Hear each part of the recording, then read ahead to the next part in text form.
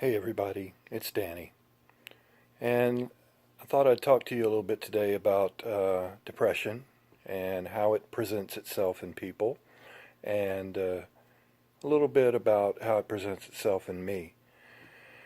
Now, first of all, let's just kind of get something out of the way. Let's talk about what depression is not. Depression is not feeling sorry for yourself. Depression is not wallowing in self pity. It's not a negative attitude. It's not something you can just snap out of. Depression is real and it affects real people in very real ways. And it's not something that you can just dismiss as a behavior problem. So, with that out of the way, let's talk about some of the ways depression affects people. Now, everybody knows the classic laying in bed, not able to get up, um, hiding under the covers, and just crying. And that's what a lot of people think of when they think of depression. That's what a lot of people picture. And that does happen. That happens a lot. But it's not always the way depression presents itself. Sometimes it can present different ways in the same person, depending on the situation and how severe the episode is. So the crying and not being able to get out of bed and just laying there hopeless is an extreme reaction, and it does happen. But there are other reactions that people may write off as a bad mood or something like that.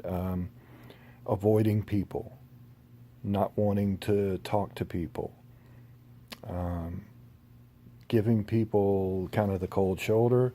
Depression also can present itself as a complete lack of interest in anything. Things that you like to do, things that you enjoy doing, you can have no interest at all in. They don't they don't bring joy to you. They don't make you feel better like they should or like they used to. So, you think you can make yourself better by maybe engaging in something, but you don't have that kind of energy to give to it, and you don't have the interest in getting the kind of energy to give to it.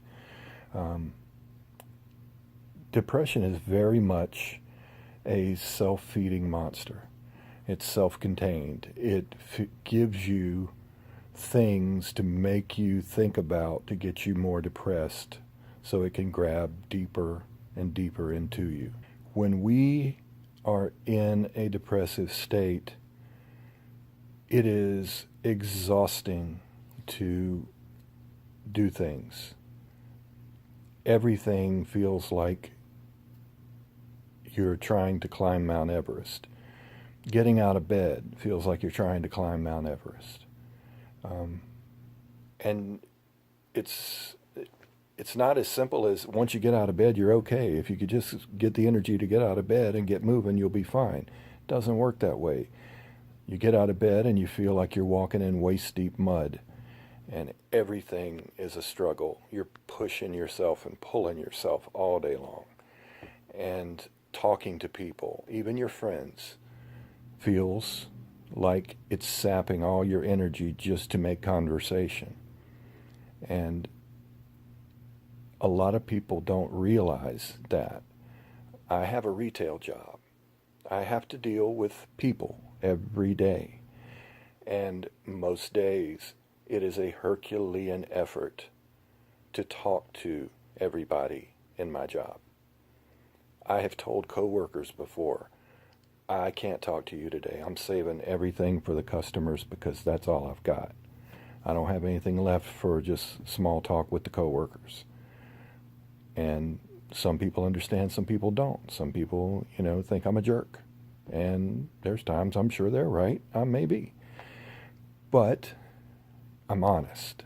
And I don't want to mislead anybody or anything like that, but it happens. And it is a real struggle every day. And it's a struggle for everybody that does this. Even on our best days, it takes effort to light up and be the person everybody wants us to be.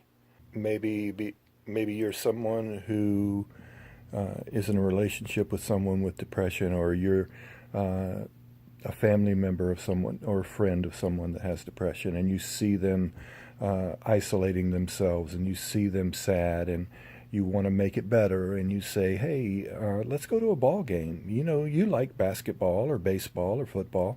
Let's go to a game, and that'll help you, bring you out of it. And you're surprised when the person goes, no, I don't want to. And you think they're just being stubborn, but they're not. They actually have no interest. It's hard to build up that kind of energy to express interest and to do something, even if it's something you love. Another way it can present itself is just anger, short-temperedness. We've got a million thoughts racing through our head, and none of them are very good thoughts. And you know, you ask us a question, and we're deep in our head, and you ask us again, and we snap at you. And it's just a reaction to what we're feeling and thinking, not necessarily what you're saying. We feel overwhelmed a lot. Overwhelmed with thoughts, overwhelmed with feelings, overwhelmed with life in general. And, you know, everybody says it's a day-to-day struggle. Some days it is a day-to-day struggle. Some days it's a minute-to-minute struggle. And all you're trying to do is make it to the next minute. It can be that intense. And a lot of times, if you take offense to somebody who has depression, that has maybe brushed you aside, or maybe kind of snapped at you a little bit, kind of take that into consideration. It's probably not about you as much as it's about the person with the depression trying to deal with thoughts and feelings and that type of thing. You have to be a little extra patient with people like us. We don't always deserve that patience, but you know, if you want to understand us and not bang your head against the wall, you're just going to have a little extra patience with us. And that's what I think the people who do not suffer from depression struggle the most with. You know, they think, I'm being a good friend, I'm calling to see if they're okay, I'm bringing them food, I'm taking them out to dinner or a movie or whatever. And that's all well and good, but this is just not something a movie or food can take care of. And you have to understand that there's going to be times when we just got to get out of it ourselves. And we can't, and it's going to take time. And we don't know how long it will take. We don't know how much time it'll take. But so kind of understand that and make sure that you realize it's not always about you. It's just us dealing with our stuff. Now, I am not a doctor. I'm not a psychologist.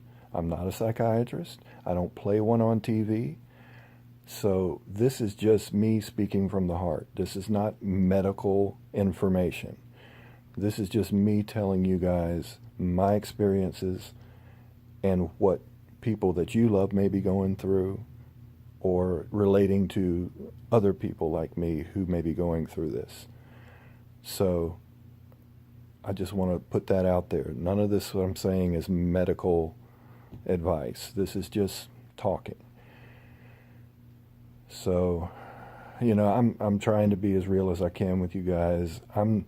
One of my biggest fears about doing this channel was putting this mug in front of everybody. And, you know, these circles right here under my eyes are from not sleeping. I mean, so I'm not putting on any makeup. I'm not trying to make myself to be pretty for you guys. I'm just trying to make myself be real. And so hopefully this helps some of you, and we can talk, and, you know, I'll answer questions. If you have any, post them down below. You know, if you have comments, leave them down there. I'll read them. I'm going to try to do videos like this a couple of times a week, just kind of getting into the depths of what we go through. So if you like the video, subscribe to the channel. That would be a great help. Like down there somewhere below, down there. Hit the like button. Hit the bell for notifications. And just remember, guys, you're not alone. People care about you. And you matter. I'll see you next time.